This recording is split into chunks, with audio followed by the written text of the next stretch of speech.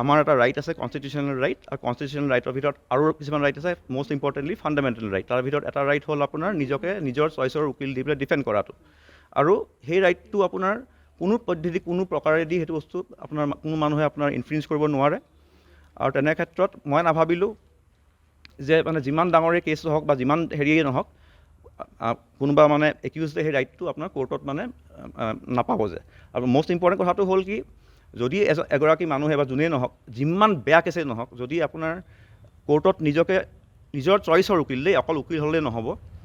এইটো কেছত আপোনালোকে দেখিছে গভৰ্ণমেণ্টৰ ফালৰ পৰা উকিল আছে, তাৰমানে কিন্তু এইটো নুবুজায় যে সেই উকিলজনা তেওঁ ন' ডাউট খুব ভাল উকিল হ'ব, মই ডেফিনেটলি বিশ্বাস আছে, কিন্তু এখেতসকলৰ চইচৰ উকিল নহয় সেইবুলি মই ধৰিছোঁ, কাৰণ তেওঁলোকে এপইণ্ট কৰা নাই তেখেতক।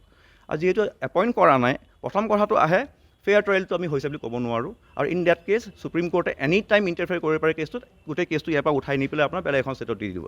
আৰু যেতিয়া সেই বস্তুটো হ'বগৈ, আমি যেনেকৈ এতিয়া আপোনালোকে মোক আহি প্ৰশ্নটো সুধিবলৈ আহিছে, আমি সেইখিনি আমি একো বস্তুৱেই গম নাপামগৈ, ক'ত কি হৈ আছে, কেছ কি হৈ আছে, সেই বস্তুবোৰ আমাৰ হাতৰ পৰা গুচি যাব।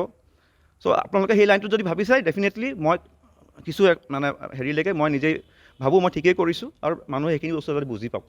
ৰাইজে বিচাৰি আছে অমৃত ভাগৱত, তাৰে মাজতে আপুনি আমি বিচাৰিছোঁ, ময়ো বিচাৰিছোঁ যোন দায়ী হয় একচুৱেলি তেওঁলোকে শাস্তি পাওক।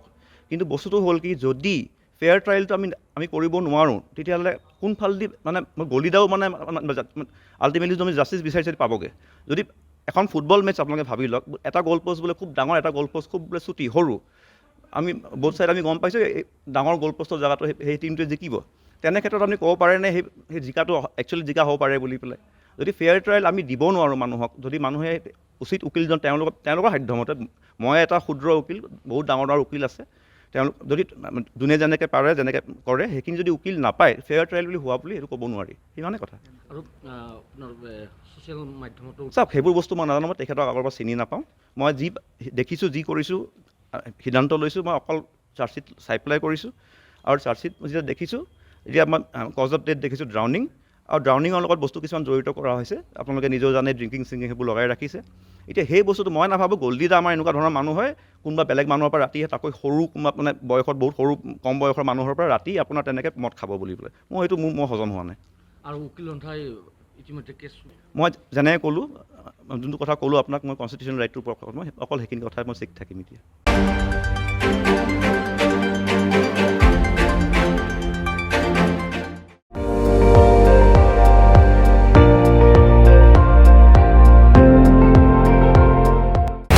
আপুনি চাই আছে ND24, সৰ্বশ্ৰেষ্ঠ নহয় সৰ্বোত্তমৰ দৌৰত।